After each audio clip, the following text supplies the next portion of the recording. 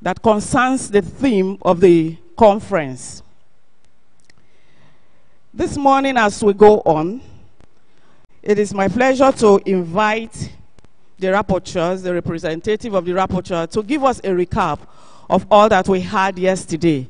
And so I am delighted to invite Mrs.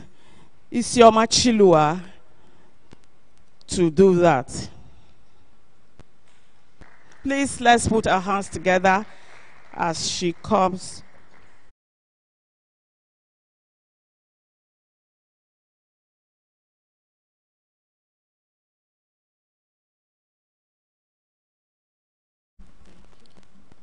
Thank you very much. Good morning, everyone. I would like to stand on the existing protocol. First International Women's Multidisciplinary Conference 2008 with the theme Advancing Women in Academia and Industry, Strategies, Policies and Emerging Issues in the 21st Century started yesterday, September 11, 2018 at the African Leadership Development Center of the Covenant University.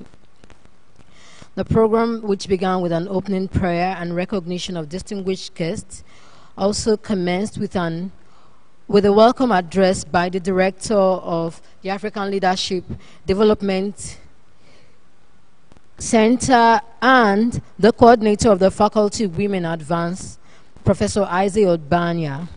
In her welcome address, she pointed out that the Faculty Women Advance was in its 10th year of existence, and the conference was significant because it was the first international interdisciplinary conference organized by the organization. She also gave credence to the Chancellor, Dr. David Oyedepo, for his efforts towards advancing gender issues, which is not advantageous to women alone, but the society in general. The conference, as she stated, is geared towards advancing the path of women in career development and contributes significantly to the vision of the Covenant University, which is becoming one of the best 10 universities in 10 years. She concluded with this great charge: it is not a great conference, but what happens on the things you realize from the conference is what matters.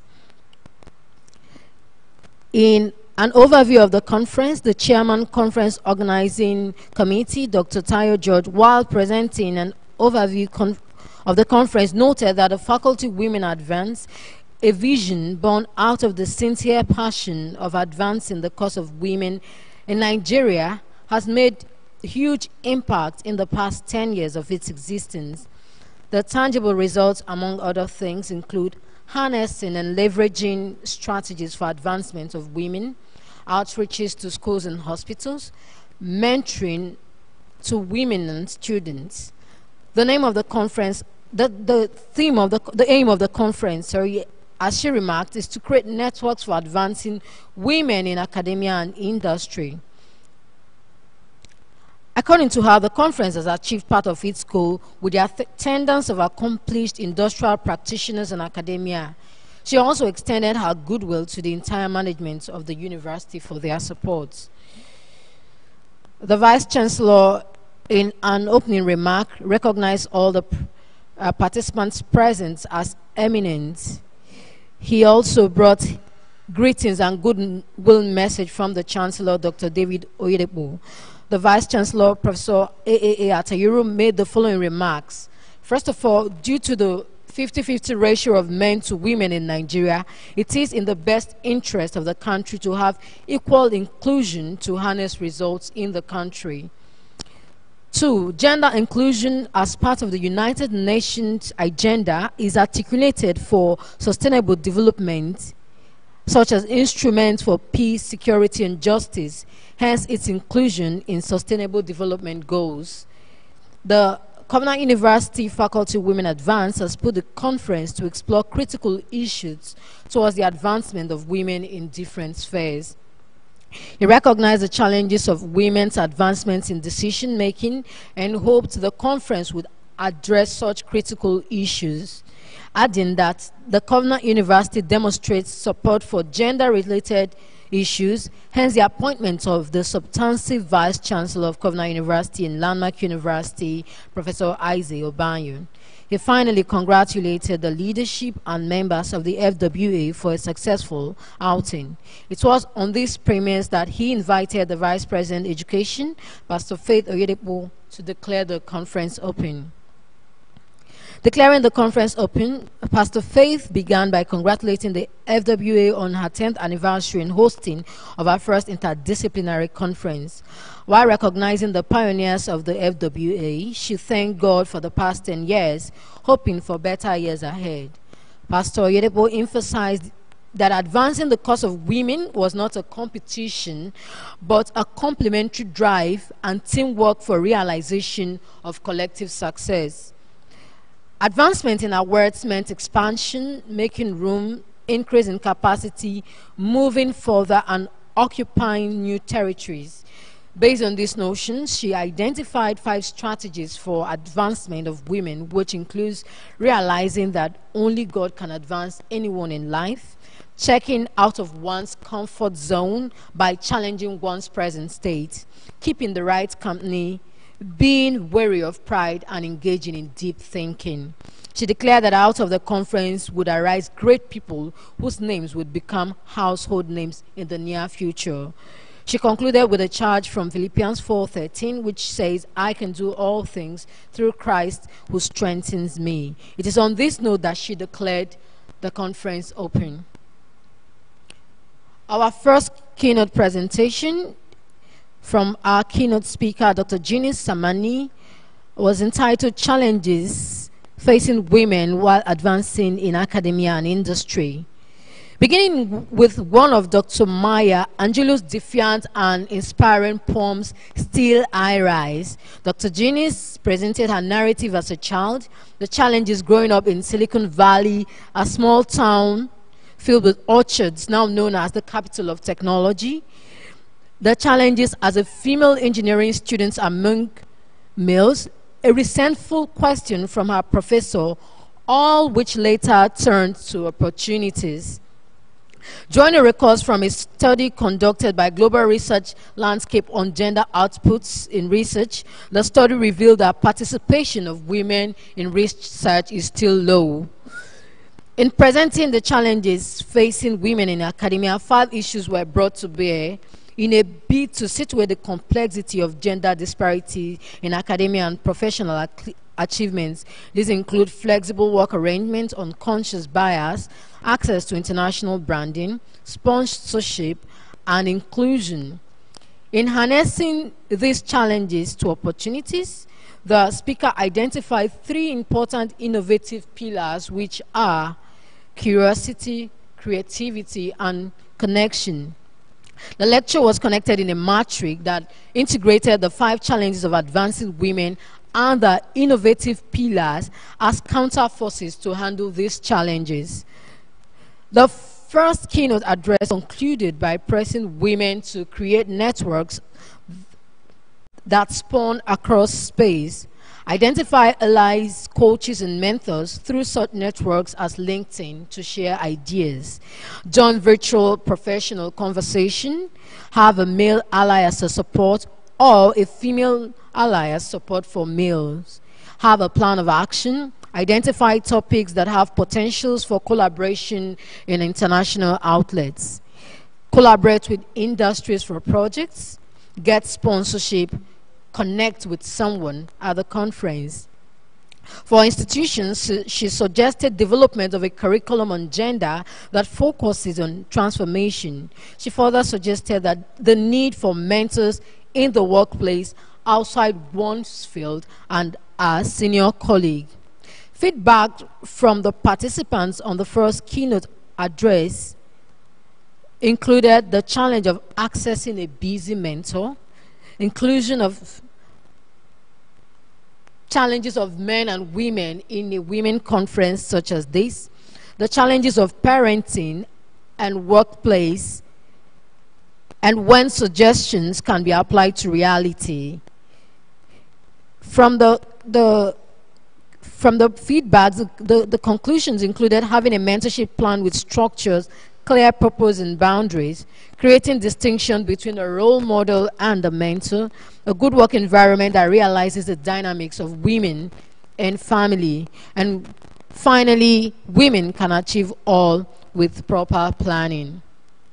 The lead presentation was followed by a tea break and then an afternoon session, which was presented by Dr. Patience Aban Obong, the second keynote speaker. She spoke on funding. The speaker introduced the lecture by noting that feminism is not exclusive to women's rights, but the rights of all. She pointed out that both men and women live on the constraints of gender expectations, and such constraints cut across borders. However, the question remains, why women? Because the issues of women in disciplines and the workforce remain peculiar, especially with the literacy rate of 11% in Nigeria. The success of women in academia, based on a study on by Ismaila 2005, is attributed to family support, uniqueness of academic role, equal access, long-term thinking, and workforce balance. And she also stated that the same success can be applied to women even in Nigeria. In agreement to Professor Bayon's stance on mixed gender mentoring, Dr. Aban Obong stated that there should be clear boundaries. She further charged women to aspire for management positions as motivation to other women and endeavor to stop making excuses. Some tips for gaining research funding highlighted by the speaker includes identifying a value-based research, since advancing knowledge in an area changes people's perception in such areas. Avoidance of paid publication, researching within a field as it serves a foundation for grants, identifying eligibility requirements for grants, researching within one's field of expertise, avoiding money as priority during research, and finally, checking methodology and team of collaborators in cases of group research. She also pointed out that it is necessary to include senior colleagues and junior colleagues when necessary during collaborative researches. Finally, the speaker concluded by suggesting the establishment of an office to support researchers in the university. Feedback from the participants on keynote address included the need for a balanced perspective on gender discourse as a responsibility of the family, the role of women in promoting female education, removing women from stereotypes of unpaid labor, inclusion of senior faculty in research, balancing work and family. The meeting ended with a closing remark by the conference coordinator and a closing prayer. Shortly after, there was a breakout session after the lunch break, and I'm sure the reports will be presented later on.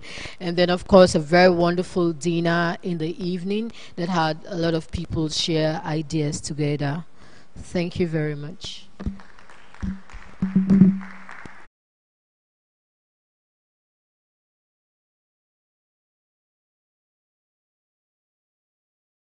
Isioma Chilua for that detailed and succinct recap. Please, let's put our hands together once again for her. Yeah. As we move on, I'll continue to acknowledge persons, recognizing some key persons that I left out. And I want to recognize the deputy coordinator, the chairperson, organizing committee of the conference, the person of Dr. George, Dr. Tayo George. Recognize you, ma. You have done so well. She has done so well day and night putting this conference together. And so we can't leave her aside. I also want to recognize Professor Alao. We said this is a women's conference, but Prof has been here since yesterday. It also shows the extent to which we have inclusion in this conference. I want to recognize Dr. Idouchi Azo. She has also been here since yesterday. We have Dr. Babajide here. She came in early. Oh, I must recognize the person that said the opening prayers. She was the first to arrive here this morning. And so please, let's put our hands together. Let's recognize her. Thank you, ma. Dr. Elizabeth Oluwalano. We welcome you. We have also some postgraduate students in our midst this morning. We haven't left you aside. We recognize you. You're all welcomed to this conference. There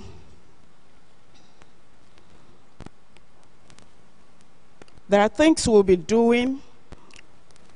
I will just read them out while we prepare to take the second lead speech. We will be having that presentation and then a group photograph, and then we'll move out to have we'll move out for the tea break, after which we'll break out to the parallel sessions.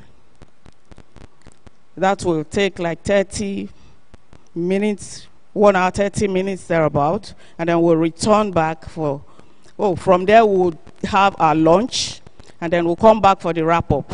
We're trying to see how brief we'll make today's event so that persons who have to travel back will be able to travel.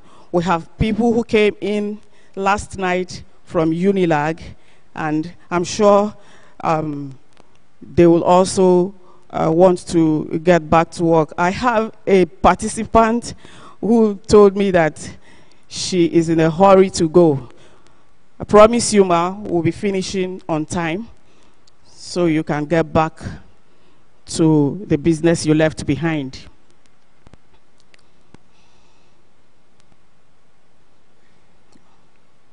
I should bring it. Excuse me, please.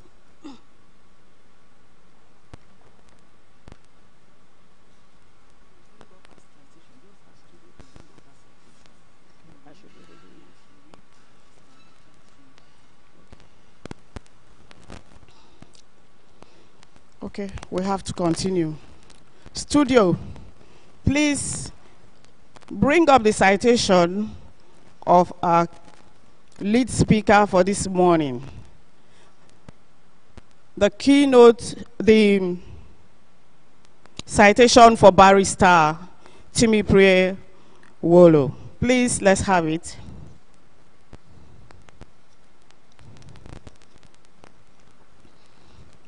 Studio, please.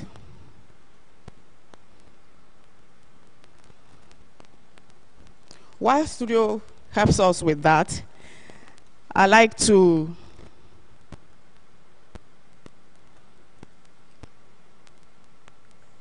present the citation of our second lead presenter. In fact, it is my privilege and honor to invite her for this assignment. And so I will request respectfully that Barrister Timiprie Wolo stands up while I read her citation, after which we'll invite her or receive her to the podium. Okay.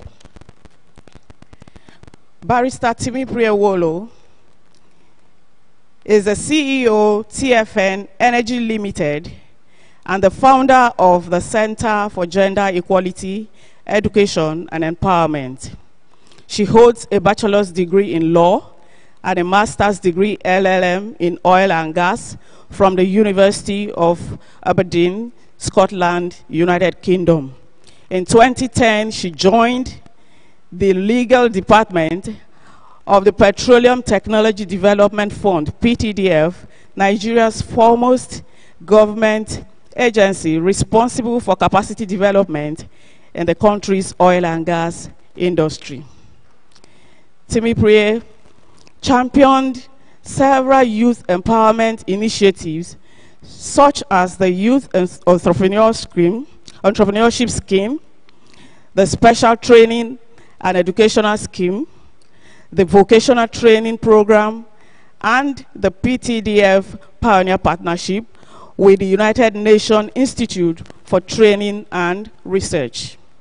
Listed as one of the 90 personalities who inspire Nigeria by those who inspire, Barrister Wolo has received numerous awards and recognition. She represented Nigeria at the United Nations Youth Assembly in 2005, 2006, and 2008 respectively.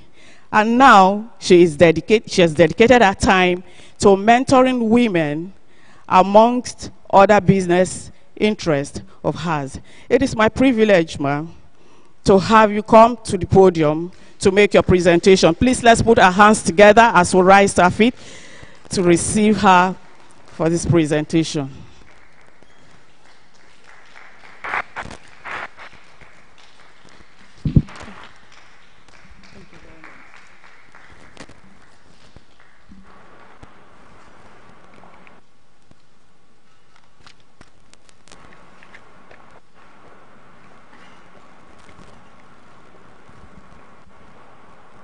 The Chancellor and Chairman Board of Regents, Dr. David Oyedepo, the Vice President, Living Faith Church Worldwide, Pastor Mrs. Faith Oyedepo, the Vice Chancellor, Professor A.A. Atayero, the conference host and former Vice Chancellor of the university, my mentor, Professor Aize Obayo,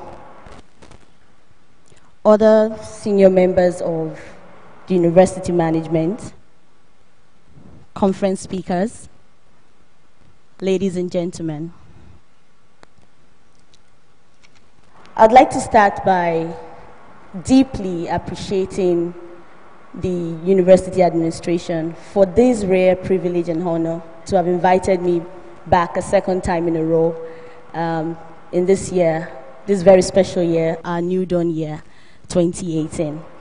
It's indeed a huge privilege and honor that I do not take for granted. I see it as a very rare privilege. Thank you so much, the organizing committee, Dr. Tayo and your amazing team. A round of applause for putting together such a conference. Now, one of the disadvantages of being the last speaker is the fact that you realize that everything you wanted to say has already been said. But that also has an advantage because pretty much all the work has been done. So perhaps all I need to do here is to just come and share some stories, and I love storytelling. So pretty much what I'll be doing today would be sharing some real life stories, because I like to share stories. And part of also what I'm going to be doing is sharing these stories in pictures, because I believe sometimes one picture can tell a story better than 1,000 words. So I'm a very visual person. I like to tell my stories in picture form. Very quickly, I would start with the story of a woman. It's actually a story I came across very recently, but it's one story that actually inspires me.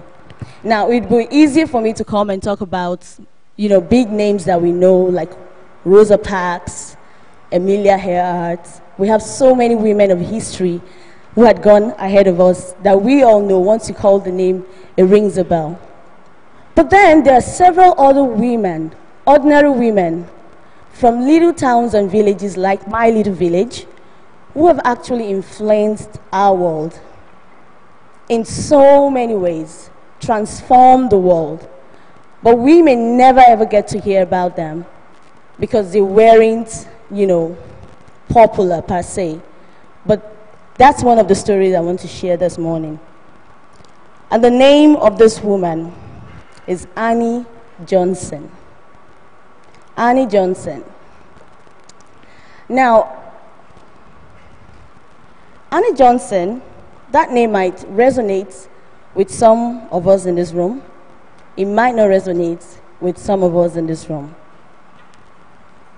But she's a woman who truly inspires me a great deal. As far back as 1903, Annie found herself alone with 2 little kids to cater for. Her husband had left her for another woman, taking along with him all their life savings.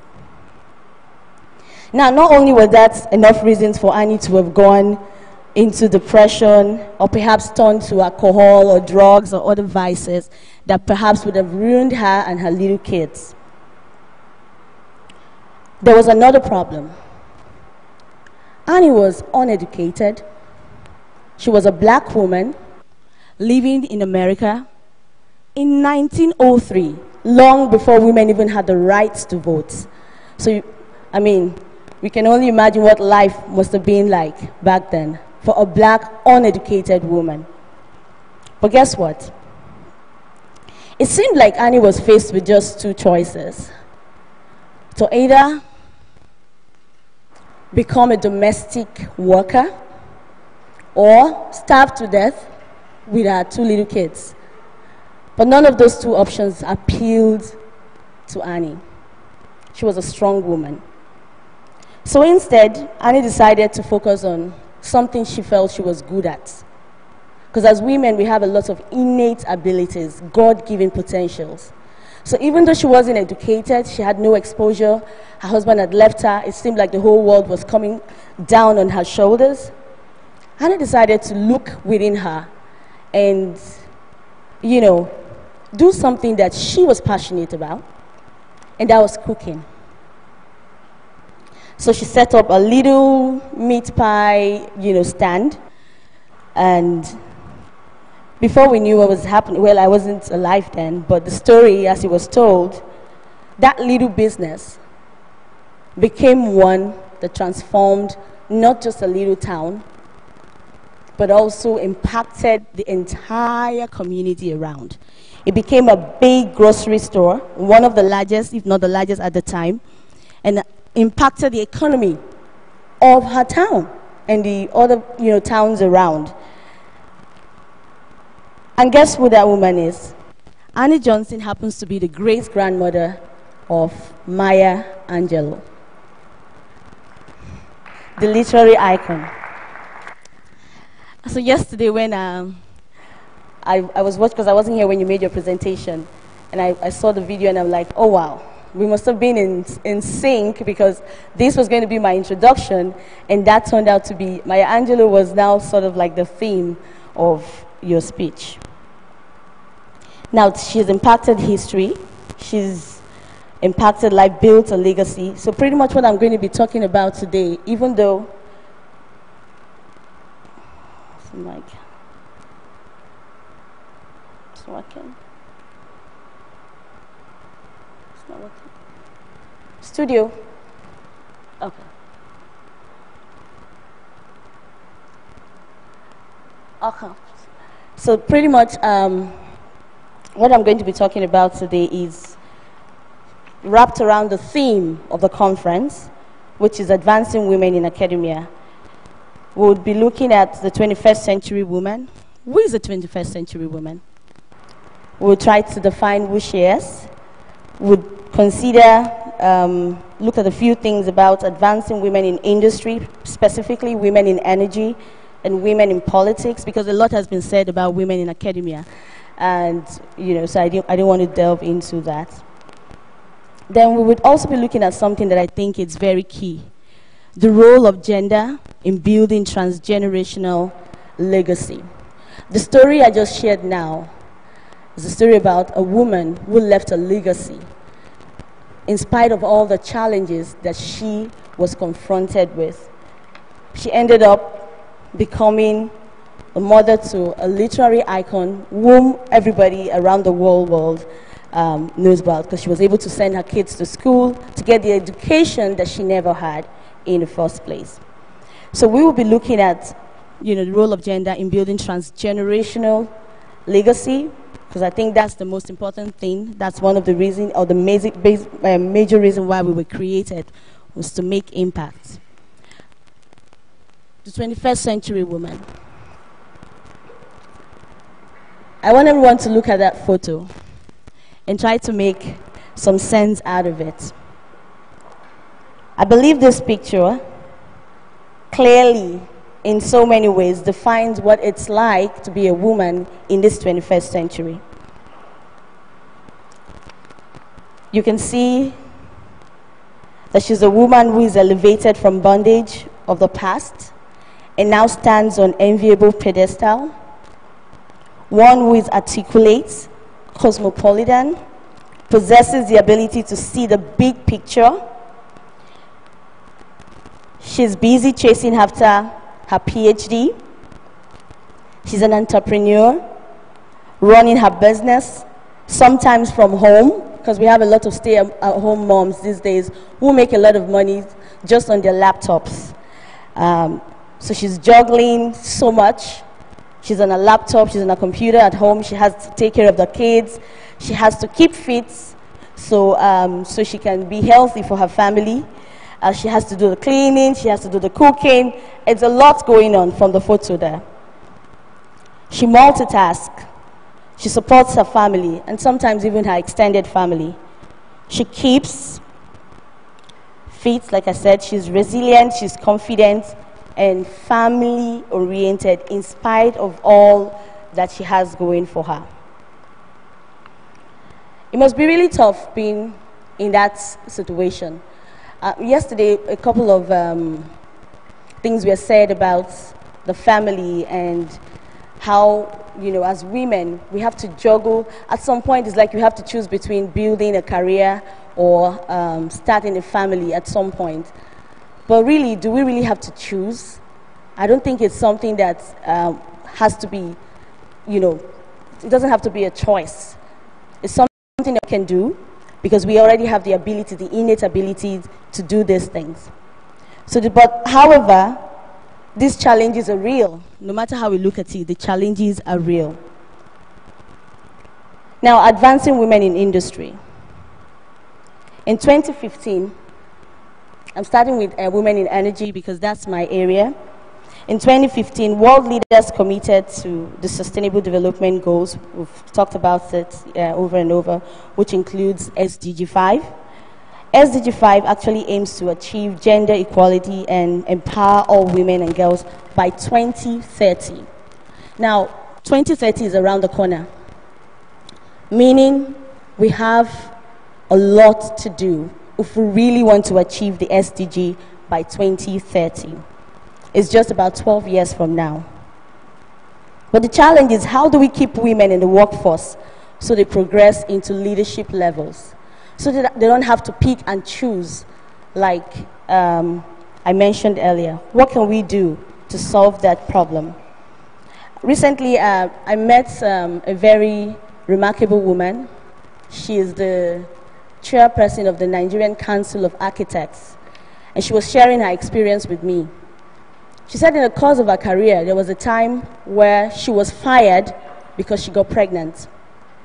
This is not a story. This is real, this is something that happened to someone, and I got this information firsthand. She was fired because she got pregnant on the job. She had to choose between continuing as an architect or, you know, giving up the career. And these are things that probably might sound absurd in other societies. I mean, in the UK, as a pregnant woman in the United States, you have more rights than a woman that's, you know, not pregnant. But she was fired, and she had to leave a career that she was already, you know, building. So these issues are real. How do we keep women in the workforce so they progress, so they don't have to pick and choose? In the energy industry, the case is really pathetic. When I say pathetic, I mean really pathetic. We have less than 30%